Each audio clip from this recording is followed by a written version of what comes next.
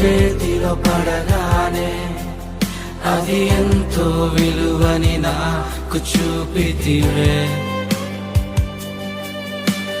జీవమే లేని నాలోని జీవమును నింపుటకు నీ జీవితాన్నే తారబోసితివే.